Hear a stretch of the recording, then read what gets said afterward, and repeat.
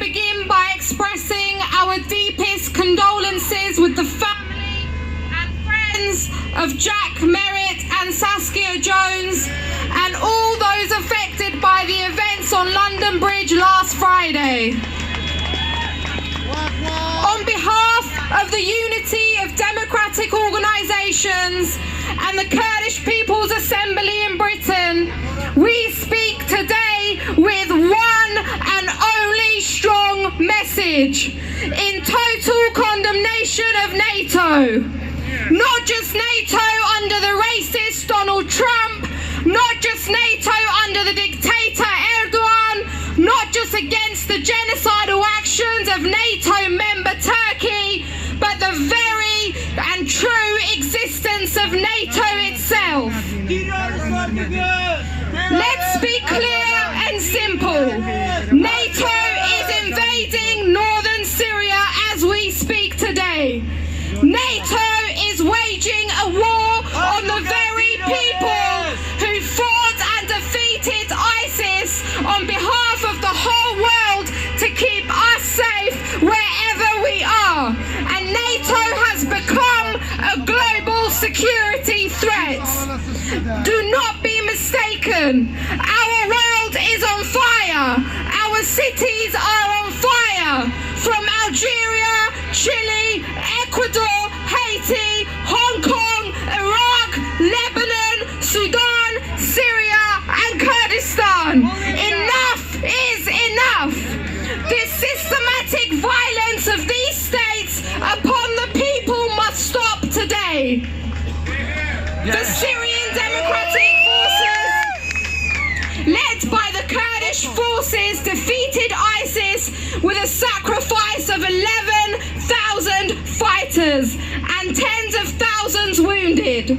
While fighting and territorially defeating ISIS, the people of northern Syria and beyond have been engaging in a remarkable project of transforming and rebuilding society based on the principles and practices of direct democracy, ecological justice, and women's liberation. A model that all of Middle East can take an example of. Okay, thank you. Yes. So we are here today to say that the faster that NATO is broken up, the faster we can stop these desperate murderous schemes and lives can be saved. Yes. To say no to NATO today is to say yes to freedom and democracy tomorrow. Jin, Jian, Azadi! Jin, Jian, Azadi! Jin, Jian, Azadi! Jin, Jian, Azadi! Thank you, Alif. And we're reminded very clearly that today it is not just no to Trump, but no to Erdogan from our Kurdish comrades here tonight. Another thing about Donald Trump we shouldn't forget, he's a climate change denier. Yes. And he's back in the oil industry 100%. That's why we've got a speaker now from the UK Students' Climate Network, Sophia Cunningham. Stopping Trump is not enough. He's just one symptom of a global system which puts profit and business interests above those of humanity. We throw down a challenge to all politicians and leaders to be truthful and honest about the crisis we face. We will hold all politicians, regardless of party or ideology, to account for their inaction on the defining issue of our generation. Over the last year, we have transformed the world climate debate and shown that only youth have the ambition, honesty, and clarity to make real change. Trump is not a one-man aberration. He's just another member of a powerful elite which is holding the world for ransom. The youth of the world are going to ensure that the climate becomes and remains the #1 issue for our leaders. We do this not for ourselves, but for all those who are already climate victims, remembering that the impact of climate failure is particularly harsh on the weakest members of society and those who are punished the most are the least responsible for the crisis we face. We must remember that climate inequality is not a purely international issue, and that the victims of the world's inaction could be seen right here, from those who can't afford to leave flooded areas to the millions affected by fuel poverty. I'm proud to be here today as a representative of my generation, telling adults in Trump, we'll be watching you. Thank you very much indeed, Sophia. We're all with you. Your protests have been inspirational. Now I see many placards here this evening. Trump hands off Palestine. Free Palestine. The cause of the Palestinian people is one of the greatest and most urgent causes of our time. So I'm very pleased to welcome Ben Jamal from the Palestine Solidarity Campaign. Welcome, Ben. Thank you, Kate. We are here because we stand united in opposition to the politics that Donald Trump represents. A politics that believes that rights can be denied to people because of gender, race, sexual identity or religion.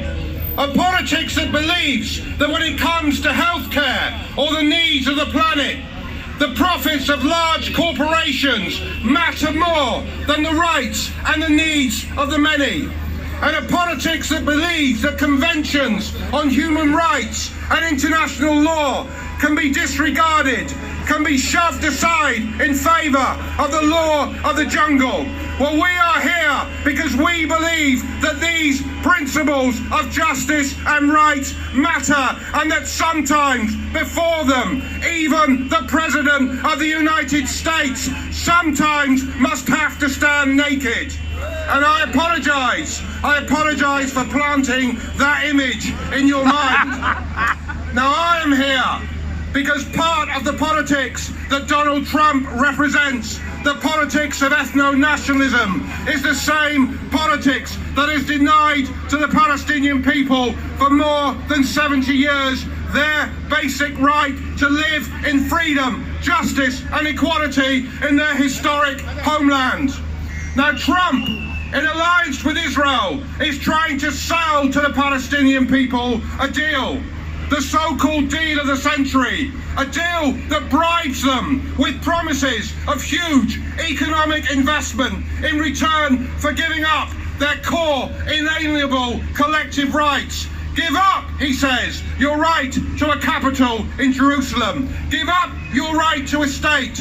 Give up your right to live self-determined lives. Give up the right of your refugees to return to the homes and the lands from which they were expelled in 1948 and 1967. The message from Trump and Israel to the Palestinian people is stark and clear. Give up your struggle for freedom, and in return we may allow you, perhaps, to live a little more comfortably within your chains.